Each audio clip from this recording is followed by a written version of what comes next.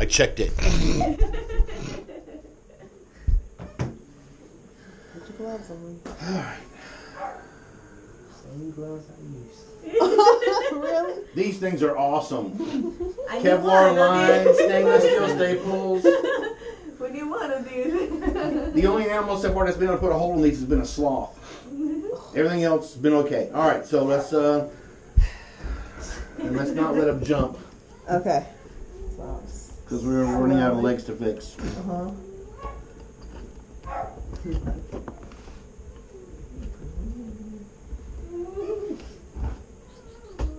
Oh, you're so cute.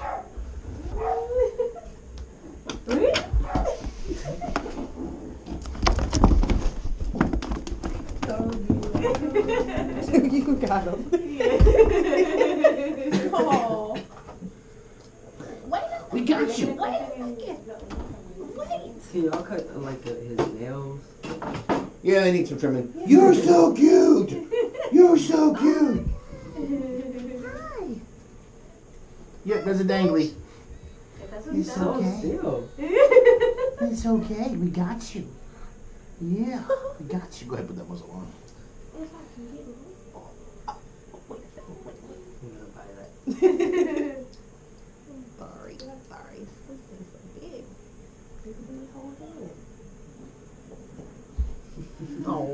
Oh man, that just completely took the wind out of your sails, didn't it? You were so relaxed now. You just, oh, I ain't going nowhere. Oh, so solid. We had that do that to you. Let me look at the nail clippers while he calm. Okay. No, don't hurt yourself. You got to sit still. You got to sit still.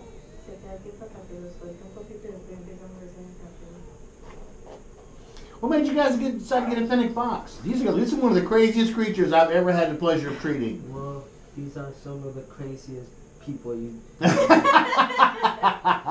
All right, we'll get along fine then. Go. You can do it. Yeah. And does she scream when she gets happy? And sorry, I'm not trying to be sexist. Yeah, I can't even get close to him. Normally, like in my room where I keep him, I can't walk anywhere because he start like. it's like my second alarm. I'm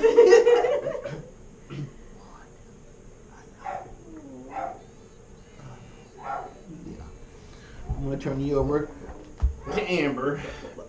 Oh, I'm sorry, get your nails. That's right, we'll do the nails first. Call him out. Let me do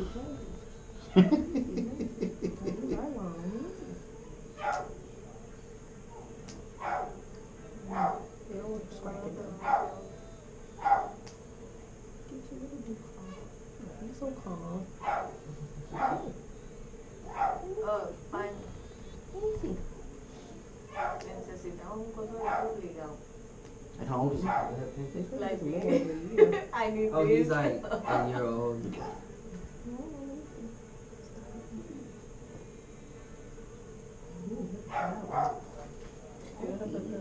Got to put your eye out from a mile away. It's all fun and games until someone loses an eye. Don't want to be me.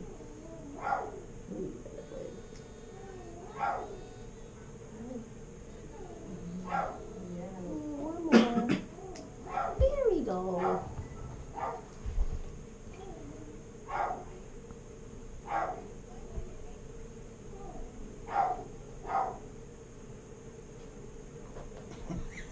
Alright, let me keep popping this, so I need to get these gloves off. Alright, come here. Come here, little wild boy. Alright, there we go. Oh, look at that. That's probably the best he's ever been, huh? You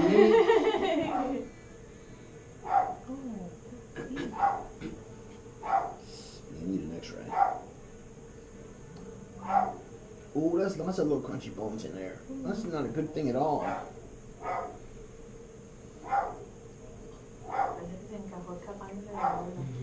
Okay, we're going to borrow him for a few minutes, get an x-ray, and then we'll be able to tell you a little bit more. Okay?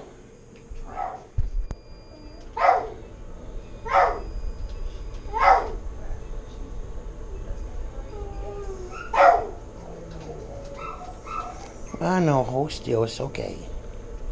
Yeah. Say, Doc, what's wrong with you? That video is only in 720. Who does that crap anymore? You are calm. That muzzle put a dent in this guy big time. Like Samson in his hair. If you guys watch here, we often in veterinary medicine or even in human medicine, we call them danglies. So you're looking at the two legs there. The right leg seems to be connected to bone, and the left leg's just kind of dangling in all different directions. So I've had people bitch and whine before because dangly is supposed to be some derogatory term. It's not. It's just how we describe the leg because we don't know where it's broke, so we just call it a dangly. Anyway, so how's that for cuteness? That's awesome. Not me. This guy. Freaking beautiful.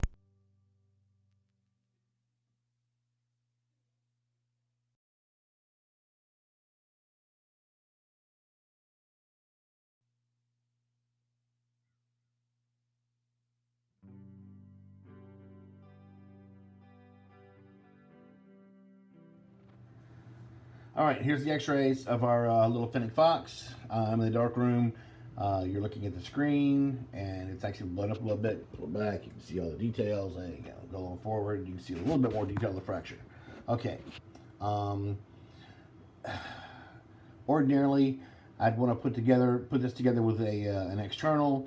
Externals are quite simple. You basically put a pin above, 2 pins below, 2 pins above, and then bolt it together outside the leg, which actually gives this guy basically kind of like a bionic leg to stand on while that fracture is healing. Unfortunately, there is not enough bone here for any extra pins, so there's another pin called a cross pin technique that you can actually put it together because there's so much fractured bone here, comminuted. It's just not going to work. So the only way to do this would be to put externals in here and externals in there, but then that would actually compromise the way the ankle would move. So what we're going to do is we're going to head and splinted this and give all this chance to consolidate, and we'll see how well it's going to heal. If we have to go in later on and do some other procedures, we still have that option. But this is such a small bone and such a small creature, so we're not going to get too invasive. Anyway, so we're going to try the splinting technique. We do believe this is a compound fracture, which means one of these bone shards probably has poked outside the skin. I think it's going to be that one right there. And we're also treating him with some antibiotics. So this guy will get weekly bandage changes and checks on that leg, and we'll take it from there. Anyway, am I missing anything? No. Cute little toes, cute little ankle. Maybe next time he comes in, I'll get a skull x-ray just to see how big his ears are. All right, later.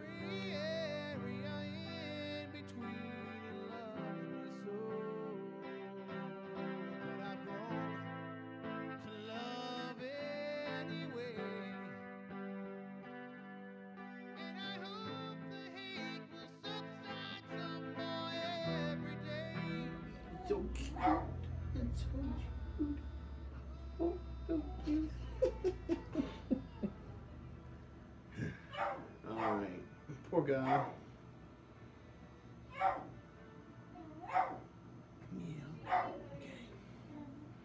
Okay. You videoing? Yes. Oh, okay. Yeah, I got all that. That's funny.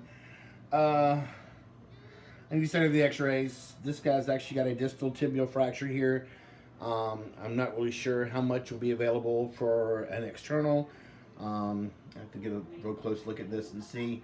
But usually when it comes to tibial fractures, that's one of the best ways to fix them, because that way you're not actually causing any damage to the joint below the fracture or the joint above the fracture. But this guy might be splinted, which is kind of weird because I doubt this place has a splint this small. So we'll have to find a splint somewhere on the coast. Maybe make one with a spoon. That will take care of this guy. I'm sure we can come up with something. Mm-hmm. I'm sorry, dude. Oh no. What's funny with this guy was hell on wheels until you put the muzzle on him. Once the muzzle was on him, it was like kryptonite. I'm so sorry, dude. I am. I didn't break you, but I'm gonna try to fix you. Yeah. All right. There you go.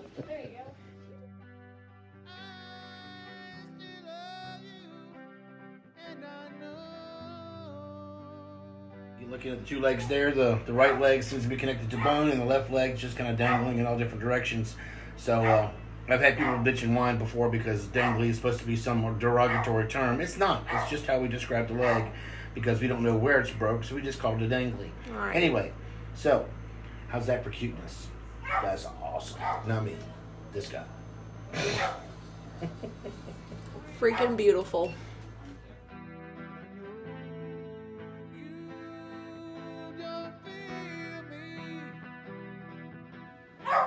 All right, the good news is I am going to take this C-collar off, but if you chew on that bandage, it's yours. You're sleeping in it. You know I was gonna chew on it.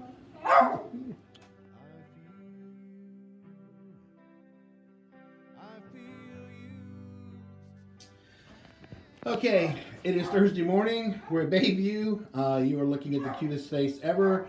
I love Fennec foxes. I have learned so much about some of the stranger species that I have to work with, and these guys are one of those things that I call vibrators. They just, even when they're sitting still, they go really, really crazy. And anyway, we found out that this guy's actual Achilles heel is once you put a muzzle on him, he sits perfectly still. See, there you go. There's the proof right there. We have a distal tibial fracture.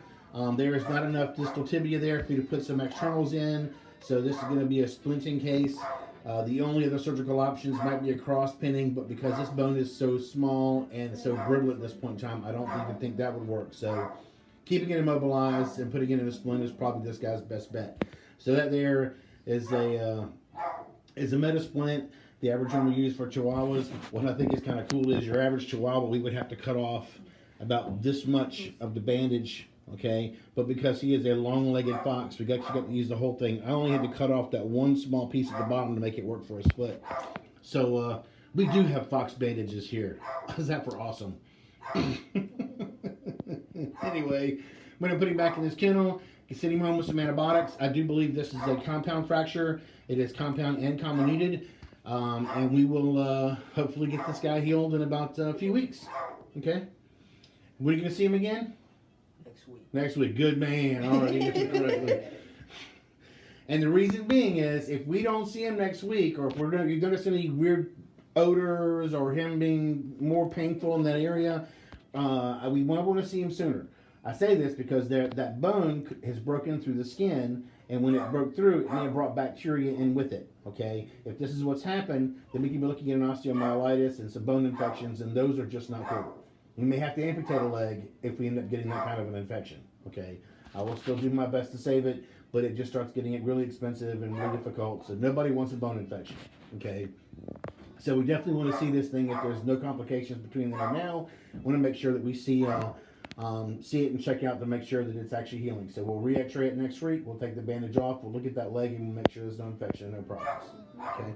And we'll probably do that for the next few weeks until we know just how long that bandage can last on you. But the average long bone fracture in your average dog or cat might take about 6 to 8 weeks to heal. I think because this guy's still a little bit on the young side, it might be a little faster, but we just, I just put the bones together and Mother Nature does the rest. Okay? We doctors take credit for a lot, but we're just bullshitting you. All right. Say goodbye, Amber. Bye.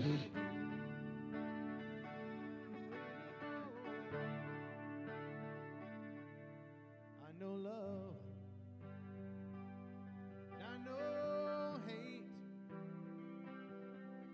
There's a great